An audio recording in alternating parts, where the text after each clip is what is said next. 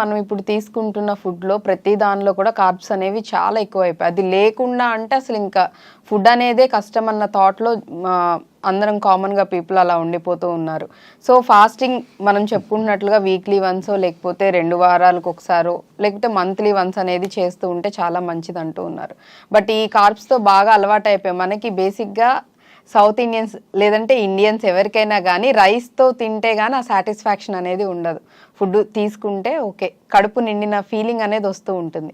But మీరు actually best thing liquid fasting అని చెప్తూ ఉన్నారు. లిక్విడ్ది తీసుకుంటూ ఉన్నట్లయితే మనకి ఎనర్జీ వస్తుంది, క్యాలరీస్ కూడా చక్కగా అంటే వేస్ట్ అయ్యేది ఏమి ఉండదు, ప్రాపర్గా మన బాడీకి ఎన్ని క్యాలరీస్ కావాలో అంతా వస్తాయని అంటూ ఉన్నారు. బట్ ఇలాంటి సందిగ్ధంలో ఉన్న వాళ్ళకి మీరు అగైన్ సజెషన్ ఏం చెప్తారు? సో బేసికలీ మనం అనుకున్నది it's intelligently arranging your diet. Okay. So intelligently how do అంటే నాకు కావాల్సిన అన్నీ నేను తింటా, అన్నంతో కాకుండా తింటా. ఓకే. ఇప్పుడు మీరు చెప్పింది అంతా కూడా మన కల్చరల్ ప్రోగ్రామింగ్. మన తల్లిదండ్రులు ఇప్పుడు ప్రతి అమ్మాయికి అబ్బాయికి the best cook is their mother. అదే తిండి బయట వాళ్ళు తినలేకపోవచ్చు, అది అలవాటు కాబట్టి వాళ్ళకి ది బెస్ట్ అనుకుంటారు బేసికలీ. ఓకే. అంత అమౌంట్ ఆఫ్ సాల్ట్, అంత అమౌంట్ ఆఫ్ షుగరు వాళ్ళ అమ్మ వాళ్ళకి అలవాటు చేస్తుంది. చేపట్టి అది తింటే you tend to like it basically. It's not that it's the best or even healthy.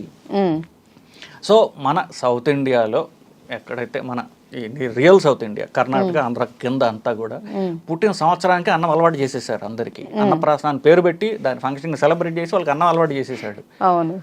వాడు ఎలా మార్చుకుంటాడు దాన్ని? That's is basic. అంటే వాడి టెంప్లెట్లోకి వెళ్ళిపోయింది రైస్ అనేదే తిండి. రైట్. అది రివర్స్ చేయకపోతే ఓవర్ వెయిట్, షుగర్లు, బీపీలు, హార్ట్ అటాక్లు.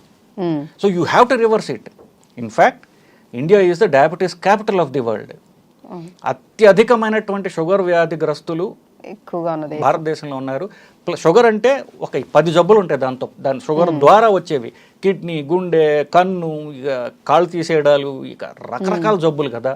వాటంటికి మూలం మన డైటే. Okay. This is cultural programming by our society. Okay. Unless you reverse it, ఇక మిగతా అంత స్టోరీ నడుస్తూ ఉంటుంది basically. So you should reverse it. దానికి వేరే మార్గం లేదు. So you should reverse it. నేను చెప్పినట్టుగా ప్రతి ఒక్కళ్ళు వాళ్ళ డైట్ని మెల్లమెల్లగా స్టెప్స్ టేక్ ఇయర్స్. ఓకే. మెల్లమెల్లగా కార్బ్స్ వదిలించుకోవడం. ఫస్ట్ ఇనీషియల్గా కార్బ్ సబ్స్టిట్యూట్స్ పెట్టుకోవడం. కార్బ్ సబ్స్టిట్యూట్స్ అంటే రైస్ సబ్స్టిట్యూట్స్ లైక్ జొన్నలు, low carb diets, for example జొన్నలు.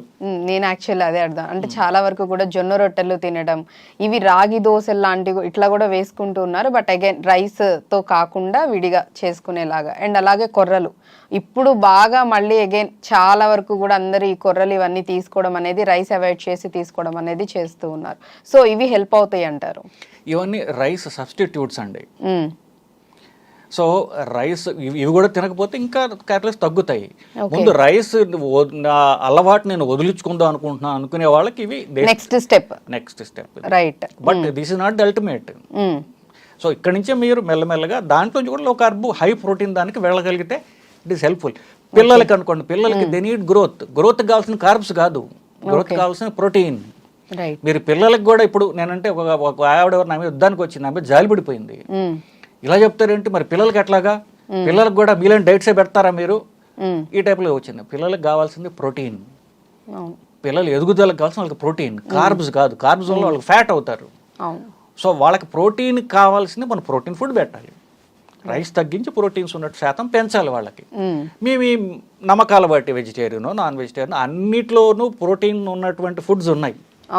మీ నమ్మకాల బట్టి మీరు వాళ్ళకి హై ప్రోటీన్ ఫుడ్ పెట్టండి, మీరు అదే తినండి. You get a good culture in your family. Food is a family culture కదా. హౌ డు యూ లివ్, మీ లైఫ్ స్టైల్ అదే పిల్లలకి మనం పాస్ చేస్తున్నాం. అంటే ఇది అవుట్ ఆఫ్ కాంటెక్స్ట్ కావచ్చు. ఇన్ఫ్యాక్ట్ నేను ఎక్కడో అబౌట్ 2 months బ్యాక్ నేను I read an interview from Amala Akkineni. Okay. She wanted to give the best food to her husband. Where he's celebrity కాబట్టి ఆయన ఫ్యాట్గా ఉండకూడదు, థిన్గా ఉండాలంటే ఏం చేయాలని చెప్పేసి ఆవిడకి, no offence to her, she doesn't like cooking. So she employed a cook. ఆ కుక్తో కూడా నేను ఫోటో చూశాను. She prepares low carb food. I'm shocked. It's the best. Boiled beans, boiled vegetables, boiled broccoli, అట్లా ఆవిడ చూసాను, ఆ ఫోటోల్లో చూసాను. It was Okay. I think it was a post, Amala garu పెట్టినటువంటి పోస్ట్, ఐ థింక్ ఇన్స్టాగ్రామ్లో పోస్ట్ అనుకుంటుంది. ఓకే. అంటే ఎంత బాగా చేస్తున్నారు అనిపించింది నాకు. So she has created a low carb culture in her family. అది as parents you should be able to give it your children. అలాంటి వాళ్ళ పిల్లలు ఉన్నారనుకోండి, వాళ్ళకి చిన్నప్పటి నుంచి అదే అలవాటు అవుతుంది. సో మనం ఏదైతే అలవాటు చేస్తామో నెక్స్ట్ జనరేషన్ కూడా అదే కంటిన్యూ అవుతూ ఉంటుంది. That's more healthier. Right. You are giving more refined culture in the form of food to your children. మీ లైఫ్ స్టైల్ బట్టి వాళ్ళు కాపీ చేస్తారు కాబట్టి ఇది. సో దిస్ ఈజ్ వాట్ మనం ఇప్పుడు coming back to where we started, మన point మనం చూసుకుంటే మన కల్చరల్ ప్రోగ్రామింగ్ని మనం డీప్రోగ్రామ్ చేసుకోవాలి. మన కల్చర్, మన మాట, లాంగ్వేజ్, ఇట్లాంటి వాటిల్లో మన ఫుడ్ కూడా major culture this thing. That can be reversed, that should be reversed. మనం ఇప్పుడు దాకా మనం చేసిన డిస్కషన్ అంతా దాని గురించి.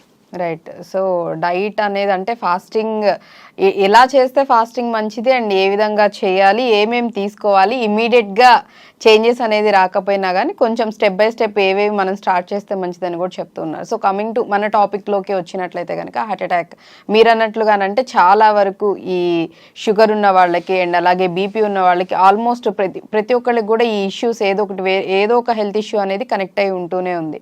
అండ్ చూసుకున్నట్లయితే హార్ట్ అటాక్స్ కూడా చాలా అంటే చాలా చాలా ఎక్కువైపోయాయి యంగ్ పీపుల్లో. మరి 25 ఇయర్స్కి 26 ఇయర్స్ పిల్లల్లో కూడా హార్ట్ అటాక్స్ రావడం అనేది పెద్ద క్వశ్చన్ మార్క్లా ఉంది. వై అంటే అంత ఎర్లీగా రావటం ఏంటి అని. హార్ట్ అటాక్స్ అంటూ కొంతవరకు పెరిగాయండి, ఎక్కువ డిటెక్షన్ ఎక్కువ పెరిగింది. So it's a combination of increased heart attacks and more detection. Okay. And more availability of phones, cameras. So అన్ని రికార్డ్ అవుతున్నాయి బేసిక్లీ, కాబట్టి ఎక్కువ తెలుస్తుంది జనాలకి బేసిక్లీ. కానీ హార్ట్ అటాక్ అంటూ ఎందుకు వస్తుంది అన్న కారణాలు మారవు. అదే గుండె, అదే రక్తనాళం, దానిలో బ్లాక్స్ ఎందుకు వస్తాయి, ఇది అవి మారవు. అవి simple: sugar, BP, cholesterol, smoking, మగవాళ్ళు. 5 major risk factors. Right. So ఆ రిస్క్ ఫ్యాక్టర్స్ లేకుండా హార్ట్ అటాక్ రాదు ఎవరికి కూడా. So if you smoke, if you have sugar, if you have BP, if high cholesterol, మీకు హార్ట్ అటాక్ వస్తుంది. ఏ వయసులోనే వస్తుంది మీకు. ఓకే. ఇంకోటి strong family history. Okay. So ఇవన్నీ లేవు, నాకు స్ట్రాంగ్ ఫ్యామిలీ హిస్టరీ ఉందంటే మీరు కొంచెం ఇంకా ఎక్కువ జాగ్రత్తగా ఉండాలి. Family history of course works only through high cholesterol only. ఫ్యామిలీలో ఉండేది అందరూ చచ్చిపోరు. ఫ్యామిలీలో కొలెస్ట్రాల్ ఉండడం వల్ల అది చంపుతుంది మనని. కొలెస్ట్రాల్ చంపుతుంది బేసికలీ. సో కొలెస్ట్రాల్ నేను జాగ్రత్తగా చూసుకుంటా, కొలెస్ట్రాల్ తక్కువ పెట్టుకుంటాను, నేను ఎక్సర్సైజ్ చేస్తాను, బరువు తక్కువగా ఉంటుంది. ఇంకా నా ఫ్యామిలీ హిస్టరీ వల్ల ఇంకా ఎక్కువ cholesterol, I'll take a tablet, I'll see that my cholesterol is controlled, then heart attack cannot kill me, paralytic attack cannot kill me, but I will die of cancer. అది వేరే విషయం. Ultimately I have to die. I will not die in a bed and in a ventilator. ఒక 90 ఏళ్ళ దాకా బతుకుతాను, 90 ఏళ్ళు ఎలాగో పోవాలి కాబట్టి ఏదో పోతా. కానీ ఈ లోపుగా హార్ట్ అటాక్ వచ్చి నడవలేక ఆయాస పడుతూ మధ్యలో మన లైఫ్ అంతా మారిపోయి, మనం ఇంకోళ్ళ మీద భారం అయిపోయి, మన పిల్లలు ఎందుకు వచ్చిందో దేవుడు వీడెక్కడ దొరికాడని మన మీద పడి ఇసుక్కోకుండా you live a functional life till you die. Right. And అలాగే మీరు ప్రాపర్గా అంటే వ్యాయామాలు ఇవన్నీ చేస్తే కూడా చాలా వరకు కూడా అంటే ఆ హార్ట్ అటాక్స్ వచ్చేదీన్ని మనం కొంతవరకు కంట్రోల్ చేసుకోవచ్చు అంటున్నారు. బట్ అగైన్ ఇక్కడ చూసుకున్నట్లయితే చాలా మందిలో కూడా ఎవరైతే కొన్ని మనం రీసెంట్గా కూడా కొన్ని క్లిప్స్ చూసాము, జిమ్ చేస్తూ కూడా సడన్గా స్ట్రోక్ వచ్చి చనిపోవటం. ఎందుకు యాక్చువల్లీ మన కన్నడ సూపర్ స్టార్ పునీత్ రాజ్ కుమార్ గారు, ఆయన కూడా యాక్చువల్లీ జిమ్ చేస్తూ వర్కౌట్స్ చేస్తూనే అండ్ అలాగే అఫ్కోర్స్ ఆబ్వియస్లీ ప్రాపర్ డైట్ అనేది వాళ్ళు మెయింటైన్ చేయడం, ఫుడ్ అనేది ప్రాపర్గా తీసుకోవడం, హెల్దీ లైఫ్ స్టైల్ అనేది వాళ్ళకు ఉంది. స్టిల్ అయినా కానీ అంత హెల్దీ బాడీ పెట్టుకొని ఇవంతా ఉండి కూడా ఆయన వర్కౌట్ చేస్తూ చనిపోవడం అనేది జరిగింది. అగైన్ ఇక్కడ క్వశ్చన్ అదే వస్తుంది, అంటే హెల్దీ లైఫ్ స్టైల్ లీడ్ చేస్తూ కూడా హార్ట్ అటాక్స్ రావడానికి కారణం ఏంటి అని వస్తుంది. ఆయన హెల్తీ లైఫ్ లీడ్ చేస్తున్నారు అనేది మీ అజంప్షన్ కదా. Do you know it by fact? No, you will not know. ఈ సెలబ్రిటీ డెత్స్ ఇదే ప్రాబ్లం అండి. సెలబ్రిటీస్లో truth never comes out. Okay. ఒక విజువల్ ఉంటుంది, ఒక వీడియో క్లిప్, ఎక్సర్సైజ్ చేస్తే చనిపోయాడు, మేబీ దీనివల్లే అనేది అనుకుంటాం. అందరూ అంతే. ఇప్పుడు సెలబ్రిటీస్ అయితే ఎక్కువ మైలేజ్ వస్తుంది, మిగతా వాళ్ళంతా ఒక వీడియో క్లిప్ వస్తుంది, మీకు ఎవడో సడన్గా పడి చచ్చిపోతాడు, జిమ్ చేస్తూ ఉంటాడు. అతను ఓవర్ వెయిట్ ఉన్నాడా, అతనికి షుగర్ ఉందా, బీపీ ఉందా, స్ట్రాంగ్ ఫ్యామిలీ హిస్టరీ ఉందా, స్మోక్ చేస్తాడా, ఆల్రెడీ హార్ట్ అటాక్ వచ్చిందా, స్టెంట్లు ఉన్నాయా, ఏమీ తెలియవు కదా మనకి. రైట్. ఎవడో 30 ఏళ్ళోడు చచ్చిపోయాడు, సో 30 years అబ్బాయి చనిపోయాడు హార్ట్ అటాక్ తో అన్నది మాత్రమే వినిపిస్తుంది. అన్నట్టు వినిపిస్తుంది. అతని బ్యాక్గ్రౌండ్ మీకు ఏమీ తెలియదు కదా. ఇప్పుడు ఇన్ఫాక్ట్ ఒక పెద్ద యాక్టర్ ఎవడో చనిపోయాడండి, పలానా యాక్టర్ చనిపోయాడు, అతనికి క్యాన్సర్ వచ్చింది అని ఏదో రాస్తారు. రైట్. అతనికి షుగర్లు, బీపీలు, హార్ట్ అటాక్లు, బైపాస్లు ఏమి కూడా మెన్షన్ చేయరు పేపర్లో. ఓకే. పర్సనల్ డీటెయిల్స్ చెప్పకూడదని, చనిపోయిన వాళ్ళకి గౌరవం ఇవ్వాలని. ఆబ్వియస్లీ. కానీ ఇప్పుడు అంటే మరి వీళ్ళందరూ కూడా బ్యాక్గ్రౌండ్ తెలియదు మనకి. సో వాళ్ళది ఏదో చూసి మనం భయపడిపోవటం అనేది ఇట్స్ ఇల్లాజికల్. సో బేసిక్గా జనాలందరూ కూడా అంటే of course obviously stars, celebrities అంటే వాళ్ళంటూ ప్రాపర్గా డైట్ ఎవ్రీథింగ్ మెయింటైన్ చేస్తూ ఉంటారు, ఫుడ్ విషయంలో చాలా పర్టికులర్గా ఉంటారు. సో నార్మల్ కామన్ పీపుల్కి వచ్చే డౌట్ ఏంటంటే అంటే అంత బాగా ఉండేవాళ్ళు వాళ్ళకే హార్ట్ అటాక్స్ వచ్చాయంటే మన పరిస్థితి ఏంటి, మనం అసలు డైట్ ఏమి ఫాలో అవ్వం ఇలా అన్న భయంతోనో లేకపోతే అపోహలతోనో ఉంటారు. ఇప్పుడు సినిమా స్టార్లను తీసేద్దాం పోనీ. సౌరవ్ గంగులీ ఉన్నాడు. సౌరవ్ గంగులీ తెలిసింది, సౌరవ్ గంగులీ తెలియని వాళ్ళు లేరు. సౌరవ్ గంగులీ హార్ట్ అటాక్ వచ్చింది, 2 స్టెంట్లు వేసుకున్నాడు. మరి సౌరవ్ గంగులీ ఇంటర్నేషనల్ ప్లేయర్, ఫిట్గా ఉన్నాడు. అతనికి మరి ఎందుకు హార్ట్ అటాక్ వచ్చింది అంటే strong family history, smoking. So that's మళ్ళీ అదే చెప్తున్నానండి. If you just adhere to basics, don't smoke, keep your cholesterol లో, రైట్, ఈ 2 చేస్తే మీకు హార్ట్ అటాక్స్ రావు, పెరాలిటిక్ అటాక్స్ రావు. మీరు ఎన్నో ఎక్స్ప్లెనేషన్లు ఇచ్చుకోవచ్చు దానికి. బట్ ఇఫ్ యూ స్మోకింగ్ తీసేసి మీరు ఎక్సర్సైజ్ ద్వారా, డైట్ ద్వారా మీరు ఏమైనా చేయండి, LDL అనేటటువంటిది కంట్రోల్లో పెట్టుకోండి కొలెస్ట్రాల్లో, will not have a heart attack. Okay. So ఇవి కంట్రోల్లో పెట్టుకున్నట్లయితే హార్ట్ అటాక్స్ రావడానికి రాదు. కానీ 99% మందికి అది వల్ల కాదు. మీకు ఎక్కువగా ఉంది మందులు వేసుకోమంటే నేను మందులు వేసుకోను అంటారు, ఎక్సర్సైజ్ చేయాలంటే నేను ఎక్సర్సైజ్ చేయను అంటారు. ఎక్సర్సైజ్ చేయడానికి టైం లేదు. అంటే there are 100 different reasons. Boils down to single point. If your LDL is low, heart attack cannot kill you. Okay. So అంటే ఒక్కొక్కళ్ళకి కారణాలు అనేవి చాలా రకాలు ఉంటాయని చెప్తున్నారు. అంటే ఒకళ్ళకి ఒక రీజన్ వల్ల రావచ్చు హార్ట్ అటాక్స్, ఇంకొకళ్ళకి ఇంకొకటి ఉండొచ్చు. అంటే ఇండివిజువల్ని బట్టి ఉంటుంది. అగైన్ మళ్ళీ వాళ్ళ ఫ్యామిలీ హిస్టరీ, మీరు అన్నట్లుగా ఇంకేమైనా హెల్త్ ఇష్యూస్ ఉన్నాయి, ఇవన్నీ కూడా ఖచ్చితంగా ఇంక్లూడ్ అవుతాయి అంటారు. అంత boils down to single point అండి చెప్పేది. మీ బ్లడ్ కొలెస్ట్రాల్ రిపోర్ట్లో LDL ఎంత ఉన్నది, షుగర్ కానివ్వండి, బీపీ కానివ్వండి, కొలెస్ట్రాల్ కానివ్వండి, ఫ్యామిలీ హిస్టరీ కానివ్వండి, సింగిల్ పాయింట్ ఎజెండా మీద రక్తనాళాలు వర్క్ చేస్తాయి. ఓకే. రక్తనాళాలు బ్లాక్ వల్ల హార్ట్ అటాక్ వస్తుంది బేసిక్గా. సో మీరు ఎన్ని ఎక్స్ప్లెనేషన్స్ ఇవ్వచ్చు, మనం ఏంటంటే మనం తప్పు చేసాను ఎవడో ఒప్పుకోడు, ఎందువల్ల తప్పు చేశాను అన్నిటికి కానీ అని వస్తుంది. ఆ కానీలు తీసేసి మీరు I want to get my cholesterol down with exercise or with tablets, but my cholesterol has to be down అనేటటువంటి ఒక సింగిల్ పాయింట్ ఎజెండాతో పోతే రక్తనాళాల ప్రాబ్లమ్స్ రావు. రక్తనాళాల గుండెలో బ్లాక్ అయితే హార్ట్ అటాక్ అంటాం, మెదడుకు వెళ్ళే వాటి బ్లాక్ అయితే పెరాలిటిక్ అటాక్ అంటాం. ఈ వీటిని దూరంగా ఉండాలంటే ఇంతే. ఓకే. సో మొత్తం ఇదే సైన్స్ బేసికలీ. కానీ అది చేయలేకపోతున్నాం మనం, మందులతో కూడా చేయలేకపోతున్నాం మనం. ఓకే. అండ్ అలాగే హార్ట్ అటాక్స్ ఎలా అంటున్నామో షుగర్, బీపీ కూడా కామన్ అయిపోయాయి. లేని వాళ్ళు అఫ్ కోర్స్ ఇప్పుడు కామన్గా హెల్దీగా ఉన్న పీపుల్ ఒక 10 మెంబర్స్ని తీసుకొని మనం టెస్ట్లు చేసినా ఏదో ఒకటి ఇష్యూ అయితే కంపల్సరీ ఉంటుంది. మేబీ షుగర్ అవ్వచ్చు, బీపీ అవ్వచ్చు, వాట్ ఎవర్ ఇట్ మేబీ ఖచ్చితంగా ఉంటూనే ఉంటున్నాయి. అది యంగ్ పీపుల్ అయినా ఇంకా 40+, 30+ అంటే ఇంక చెప్పాల్సిన అవసరం లేదు. బట్ అగైన్ ఇక్కడ మీరు అన్నట్లుగానే ఈ బీపీ, షుగర్ ఇది కూడా కంట్రోల్లో ఉంచుకుంటే heart related issues, heart attacks అనే కాదు ఇంకా ఫర్దర్ ఏ ఇష్యూస్ అయినా కానీ కంట్రోల్ చేసుకోవచ్చు అంటారు. షుగర్, బీపీ వల్ల వచ్చేది ఓవర్ వెయిట్ అండి. So if the everything boils down to over weight. If you control your weight, sugar, బీపీలు ఉండవు, కొలెస్ట్రాల్ ఉండదు మీకు బేసికలీ. సో ఓవర్ వెయిట్ అనేదాన్ని ఒబెసిటీ అంటారు ఇంగ్లీష్లో. బేసికలీ మీ హైట్ ని సెంటీమీటర్స్లోకి మార్చి దానిలో 100 తీసేయండి. ఇప్పుడు 5 feet ఉన్నారనుకోండి, 150 centimeters ఉంటారు, వాళ్ళు 50 kilos ఉండాలి. ఓకే. మీ వెయిట్ అక్కడ మెయింటైన్ చేసుకోండి, you are mostly free from all diseases except cancer maybe. Okay. So weight అనేది కూడా, బట్ ఇక్కడ వెయిట్ది వచ్చింది కాబట్టి ఇంకొక ఇది కూడా అడగాలి. ఇప్పుడు అసలు పిల్లల్లో మనం చూసుకున్నట్లయితే 11-12 yearsకే వెయిట్ అనేది, హైట్ కూడా చాలా ఫాస్ట్గా పెరిగిపోతూ ఉన్నారు అండ్ వెయిట్ కూడా చాలా ఎక్కువైపోతుంది. అది అమ్మాయిలు కానివ్వండి, అబ్బాయిల్లో కానివ్వండి. అగైన్ ఇక్కడ మేబీ ఫుడ్ అవ్వచ్చు, ఫ్యామిలీ హిస్టరీ అవ్వచ్చు, వాట్ ఎవర్ ఇట్ మేబీ. ఇంత అంటే చిన్న ఏజ్లోనే వాళ్ళంతా ఓవర్ వెయిట్ అనేది పెరిగిపోవటం, వాళ్ళని చూస్తుంటే బేసిక్గా నార్మల్ ఏజ్ వచ్చేసి 13 15 ఉంటుంది, బట్ వాళ్ళ అపీరెన్స్ వరకు అంటే వాళ్ళ బాడీ పర్సనాలిటీ వైజ్ చూసుకున్నట్లయితే 20 ఇయర్స్ 22 ఇయర్స్ పిల్లలాగా కనిపిస్తూ ఉండడం అనేది కూడా జరుగుతూ ఉంది. సో అగైన్ మళ్ళీ అంటే ఇటువంటి కండిషన్స్ ఉన్నప్పుడు ఇప్పుడు ఓన్లీ మనం హార్ట్ అటాక్, షుగర్, బీపీని మాట్లాడుకుంటున్నాం. సో టీనేజ్ వాళ్ళకనే కాదు, సో ఇప్పుడు ఈవెన్ ఈ పిల్లలకు కూడా ఎవరైతే మనం చెప్పుకుంటున్నామో 13-14 ఇయర్స్ పిల్లలు, సో వీళ్ళకి కూడా హెల్త్ ఇష్యూస్ అనేవి అంత వెయిట్ ఉండడం వల్ల స్టార్ట్ అవుతాయి అంటారా? తప్పకుండానండి. సో ఒక్కొక్క దేశం పురోగతి చెందుతుందంటే నేను చెప్పినట్టుగా వాళ్ళకి డబ్బులు ఎక్కువ ఉన్నాయి. డబ్బులు కన్నా ఫస్ట్ చేసే పని వాళ్ళు తిండి కొనుక్కోవడం. So over eating has become a major issue. So childhood obesity అంటారు దాన్ని బేసికలీ. ఇంకొకటి తల్లులు ప్రపంచం అంతా కూడా ఏంటంటే పిల్లలు బంతులుగా గుండ్రంగా ఉంటే వాళ్ళకి హెల్తీ అని లెక్క. నిండుగా అపీరెన్స్ ఆఫ్ రౌండ్గా ఉండాలి, లావుగా ఉన్న పిల్లలు. ఇప్పుడు హెల్తీ బేబీస్ ఫొటోస్ చూడండి, అందరూ ఇంత లావు ఉన్న పిల్లలు ఉంటారు. సన్నగా ఉన్న పిల్లలు చూస్తే నచ్చదు ఎవరికైనా. సో రౌండ్గా ఉండటం హెల్త్ కాదు పిల్లలకి. యాక్టివ్గా ఉండే పిల్లలు హెల్తీ చిల్డ్రన్. ఓకే.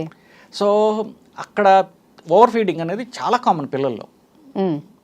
సో అప్పుడు మన పిల్లలకి మనకి 20 వచ్చినా మన పిల్లలే వాడికి పెట్టి పెట్టి పెట్టి పెట్టి తల్లి వాటి పోట్లాడైనా సరే కూరేస్తారు నోట్లో బేసిక్లీ, అన్లెస్ వాళ్ళ పిల్లలు తినకపోతే తప్ప. Over eating, over feeding is a main issue for childhood obesity. ఇప్పుడు మన కల్చర్లో మనకి ఎక్సర్సైజ్ అనేది లేదు.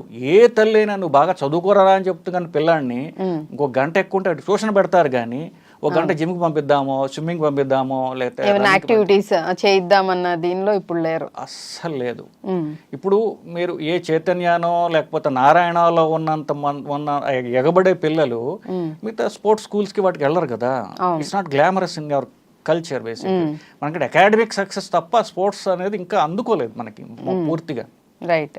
So as a culture we eat too much, exercise very little.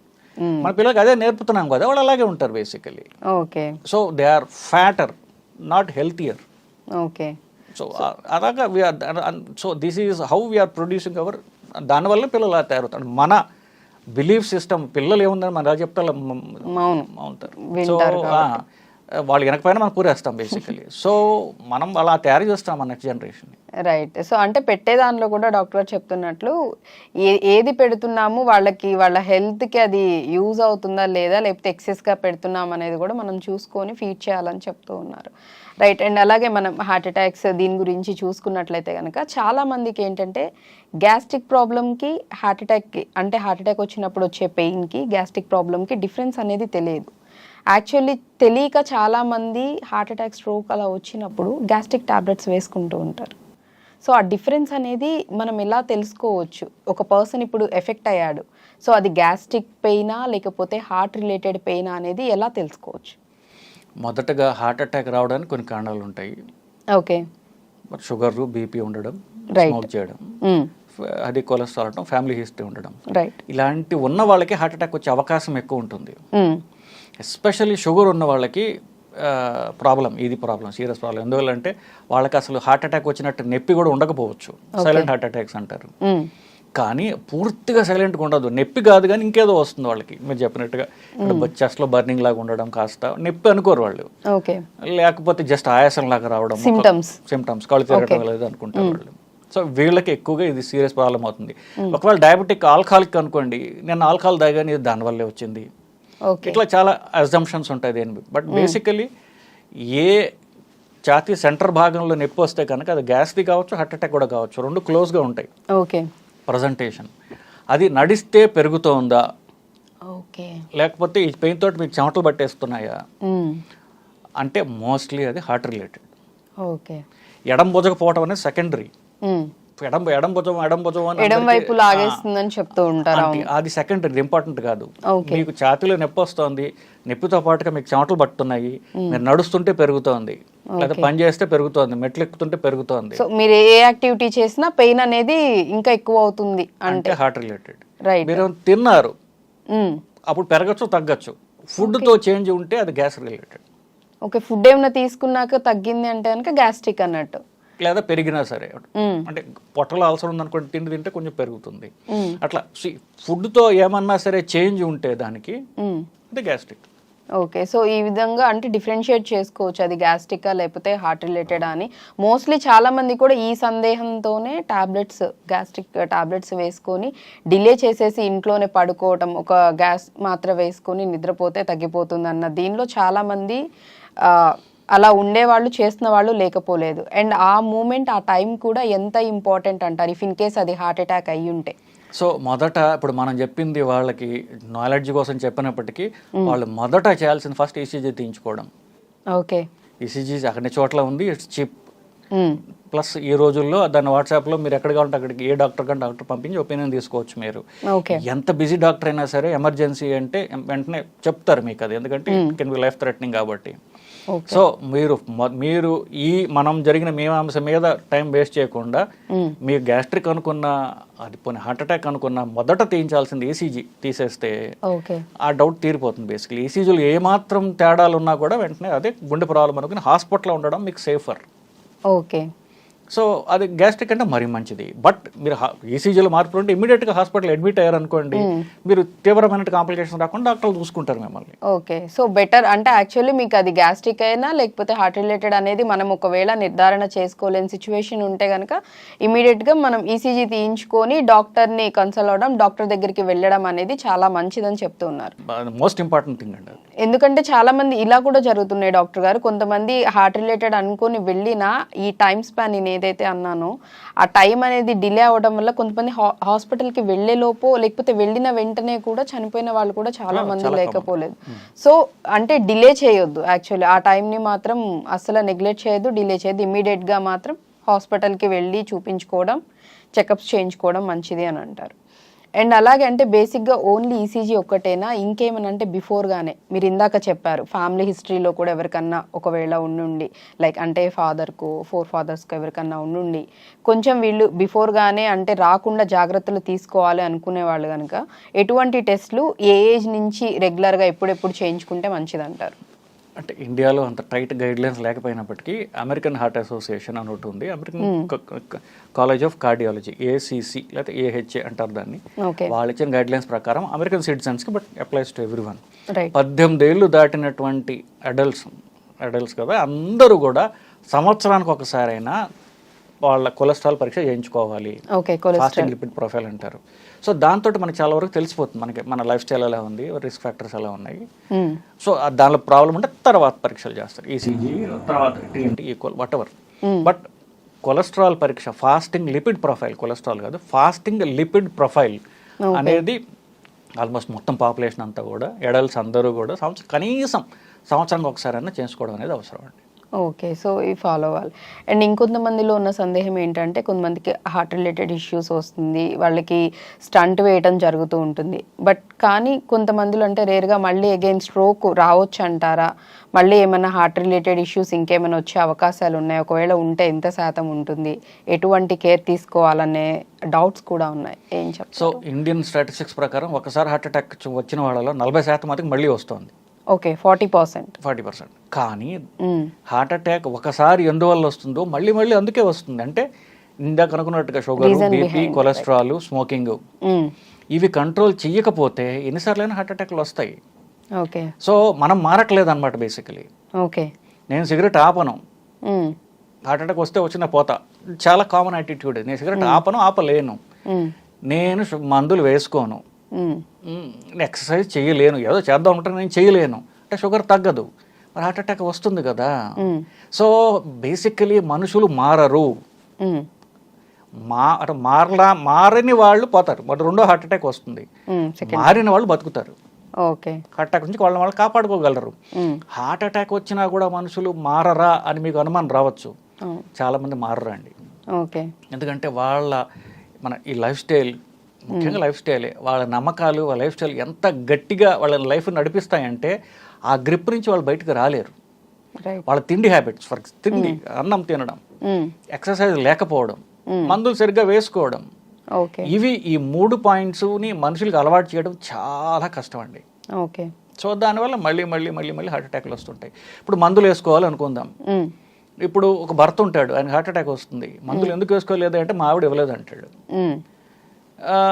ఒక భార్య ఉంటుంది, ఆవిడ మందులు వేసుకోవచ్చు, షుగర్ ఎక్కువ ఉంది మందులు వేసుకోవట్లేదు ఏంటమ్మా అంటే మా ఆయన మందులు ఇవ్వట్లేదు, ఆయన బిజీగా ఉన్నాడు. ఓకే, అంటే ఏంటి, మన హెల్త్ పక్కన వాళ్ళ బాధ్యత. రైట్, ఇంకొకళ్ళ మీద డిపెండ్ అవుతున్నారు. ఎందుకు డిపెండ్ అవుతున్నాడు? వాళ్ళ బాధ్యత, నా బాధ్యత కాదు.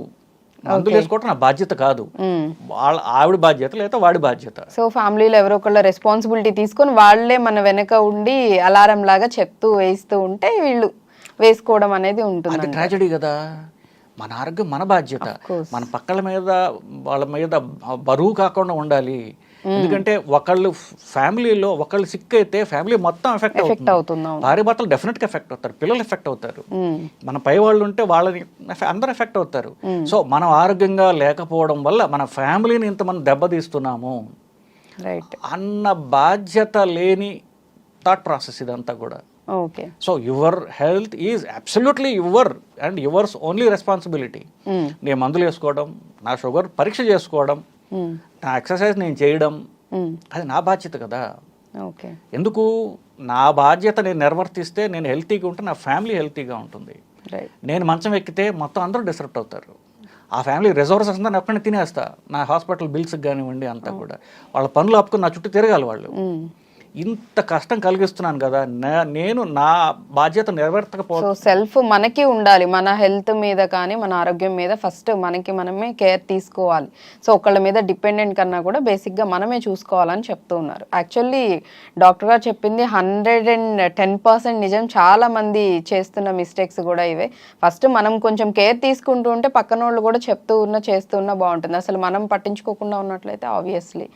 అండ్ అలాగే ఇంకొంతమందిలో డాక్టర్ గారు నిద్రలో ఈ స్ట్రోక్, హార్ట్ అటాక్స్ అనేవి రావటం అనేది జరగటం, కొంతమందికి తెలియకుండానే నిద్రలోనే చనిపోవటం అనేది కూడా జరుగుతూ ఉంటుంది.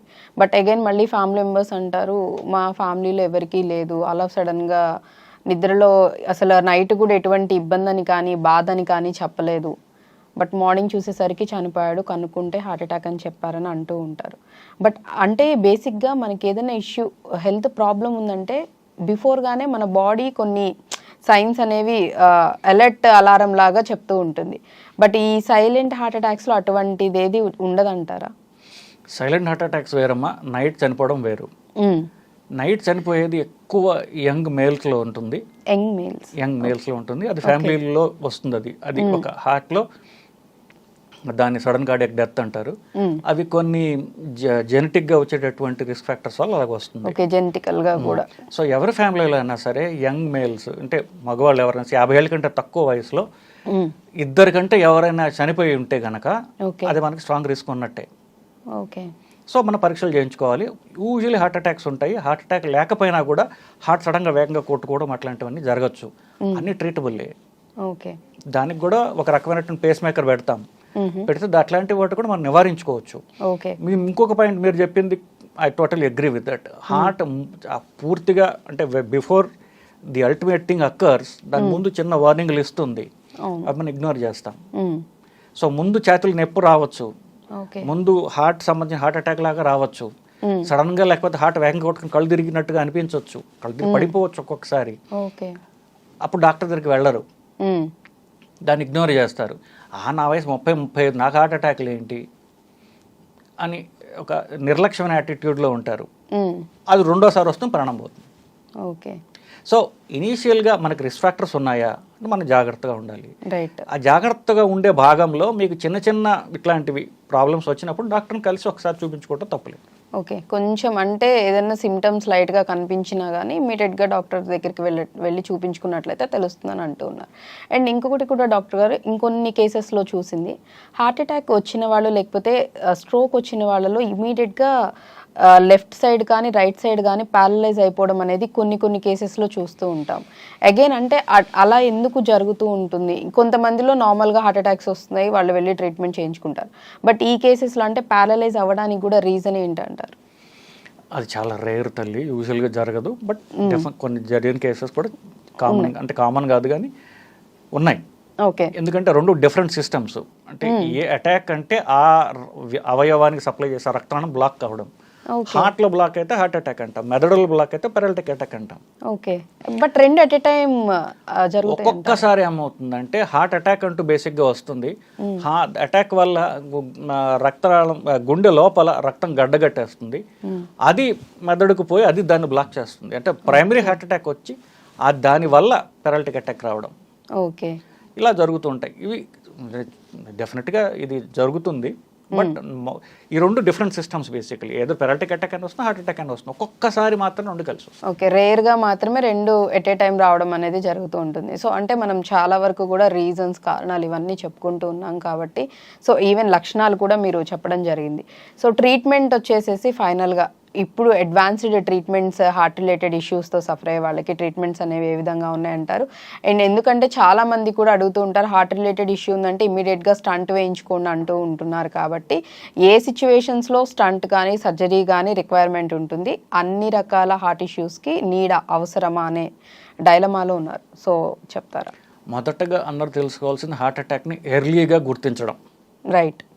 సో గుండె నొప్పి అంటే నేను చెప్పాను, గుండె అనేది పొట్ట పైభాగం నుంచి ఈ లోవర్ జా పన్ను దాకా కూడా సెంటర్ భాగంలో, సెంట్రల్ యాక్సెస్లో నొప్పిలాగా కానీ, బరువు కానీ, మంట కానీ ఇవేమి లేకుండా వాళ్ళు డిస్క్రైబ్ చేయలేకపోవచ్చు దాన్ని. వాళ్ళు బేసిక్లీ ఒక డిస్కంఫర్ట్ అని చెప్పొచ్చు. But this is not normal, center యాక్సెస్లో వస్తుంది. అది ఒక్కొక్కసారి ఎడమ భుజానికి వెళ్తుంది అంటే మోస్ట్లీ హార్ట్ రిలేటెడ్ అయి ఉండొచ్చు. ఓకే, ఇది స్టార్ట్ అయిన తర్వాత మీరు ఎంత త్వరగా మీరు హాస్పిటల్కి వెళ్ళగలిగితే మిమ్మల్ని మీరు మీ గుండెకి అంతా హెల్ప్ చేస్తారు. రైట్. మొదటి 3 గంటలు గోల్డెన్ అవర్ అంటాం. Okay, 3 hours. 3 అవర్స్లో హార్ట్ అటాక్ని మన మెజారిటీ గుండె డ్యామేజ్ కాకుండా మనం కాపాడొచ్చు. ఓకే, ఎంత పెద్ద హార్ట్ అటాక్ అయినా. అక్కడి నుంచి 12 hours దాకా డ్యామేజ్ అవుతూ అవుతూ అవుతూ అవుతూ పోతూ ఉంటుంది. 12 hours దాటితే చాలా most of the thing is damaged. Okay, so coming back to the point, నొప్పి అంటూ తెలిసింది కాబట్టి ఈ నొప్పి తెలిసిన తర్వాత మీరు ఎంత త్వరగా మీరు హాస్పిటల్కి వెళ్ళగలిగితే అంత త్వరగా మిమ్మల్ని మీరు కాపాడుకోగలరు. ఓకే. సో ఈ ట్రీట్మెంట్లో భాగంగా 2 రకాలు ఉంటాయి. ఒకటి మందులు ఇచ్చి గడ్డ కరిగించడం, ఇంజక్షన్లు ఇచ్చి కరిగించడం, లేదా డైరెక్ట్గా మనం లోపల తీసుకెళ్ళి రక్తనాళం గడ్డ అంతా క్లీన్ చేసేయడం. ఓకే, ఆబ్వియస్లీ అంతా ఒకేసారి క్లీన్ చేస్తే మోర్ ఎఫెక్టివ్ కదా. మందులు ఇచ్చి, మందులు అంటే వీన్లో ఇస్తాం, ఇక్కడ వీన్లో ఇచ్చి వి జస్ట్ హోప్ ఈసీజీ చూసుకుంటే తగ్గిందా చూసుకోవడం, అది పాత పద్ధతి. బట్ చీపర్ పద్ధతి. మోర్ ఎఫెక్టివ్ ఏంటి, డైరెక్ట్గా మనం అది ఎక్కడ రక్తనాళం బ్లాక్ అయిందో చూసుకుని దాన్ని క్లీన్ చేసేయటం. క్లీన్ చేసేసి మళ్ళీ ఫామ్ కాకుండా స్టంట్ అనేది పెడతారు అడ్డంగా, సో దట్ దాన్ని ఇట్ ఇస్ బరీడ్, అది భూస్థాపితం అయిపోయింది. మళ్ళీ దానిలో అక్కడ హార్ట్ అటాక్ క్లీన్ అయిపోతుంది. ఓకే, అది మనం చెప్పింది ఫస్ట్ 3 hours చేయించుకున్నట్లయితే కనుక యాంజియోప్లాస్టీ అంటారు. యాంజియోప్లాస్టీ అండ్ స్టెంట్ ఓకే చేసుకుంటే మనం త్వరగా రికవర్ అయిపోతాం. సో హార్ట్ ఎక్కువ డ్యామేజ్ కాకుండా హార్ట్ బలం ప్రిజర్వ్ అవుతుంది బేసికలీ. హార్ట్ అటాక్ వచ్చిన తర్వాత బైపాస్ అనేది చాలా రేర్ అండి. హార్ట్ అటాక్ బైపాస్ చేయరు, హార్ట్ ఆల్రెడీ వీక్గా ఉంటుంది. సో దానిలో బైపాస్ చేయడానికి చాలా సర్జన్లు ఒప్పుకోరు, రిస్క్ ఎక్కువ ఉంటుందని. హార్ట్ అటాక్ అంటూ వస్తే బెస్ట్ ఆ స్టెంట్ ఎక్కడైతే రక్తనాళం బ్లాక్ అయిందో దాని స్టెంట్ వేసి క్లీన్ చేసుకుని, మిగతా బ్లాక్లు ఉంటే తర్వాత బైపాస్ చేసుకోవచ్చు మీరు. ఓకే, ఇనిషియల్ అయితే ఫస్ట్ హార్ట్ అటాక్ అంటే రక్తనాళం పూర్తిగా బ్లాక్ అవడం, పూర్తిగా బ్లాక్ అయిపోయింది అనుకోండి, బ్లడ్ సప్లై తగ్గిపోయింది పూర్తిగా heart can get damaged. So ముందు హార్ట్ అటాక్ని మనం ట్రీట్ చేసేసుకున్న తర్వాత మిగతా రక్తంలో బ్లాక్స్ ఉండొచ్చు హార్ట్లోనే, దాని గురించి ఏం చేద్దాం, దానికి బైపాస్ అవసరం, ఆ స్టెంట్ అవసరం, that can be seen at later. Okay, so మళ్ళీ అంటే డిపెండ్ ఆ పేషెంట్ హెల్త్ కండిషన్ని బట్టి డిపెండ్ అయి ఉంటుంది. బట్ అన్ని సిచ్యువేషన్స్లో అందరికీ కూడా సేమ్ ప్రొసీజర్ ఉండదని యాక్చువల్లీ డాక్టర్ గారు చెప్తూ ఉన్నారు. బట్ ఏదైనా కానీ హార్ట్ రిలేటెడ్ ఇష్యూ ఏదైనా తెలిసి సిమ్టమ్స్ ఉన్నాయంటే ఫస్ట్ 3 hours అనేవి చాలా చాలా ఇంపార్టెంట్ అని చెప్తూ ఉన్నారు. కాబట్టి సో ఆబ్వియస్లీ ఎవరికైనా ఈ ప్రాబ్లం కొంచెం సిమ్టమ్స్ కనిపిస్తూ ఉన్నా, ఇబ్బంది అనిపించినా, డాక్టర్ గారు చెప్పినట్లు ఫ్యామిలీ హిస్టరీలో ఎవరికైనా ఉన్నా కానీ బిఫోర్గానే వచ్చి డాక్టర్ని కలిసి చెక్ చేయించుకోవడం, కన్ఫర్మేషన్ తీసుకోవడం అనేది చాలా మంచిదని చెప్తున్నారు. కాబట్టి ఐ హోప్ ప్రతి ఒక్కళ్ళు కూడా దృష్టిలో పెట్టుకొని ఫాలో అవుతారని అనుకుంటూ before that thank you so much doctor గారు. Thank you. సో చూసారు కదా, ఇది ఇవాల్టి హెల్త్ టాపిక్. మరో టాపిక్తో మళ్ళీ మీ ముందుంటాను. Keep watching I dream news.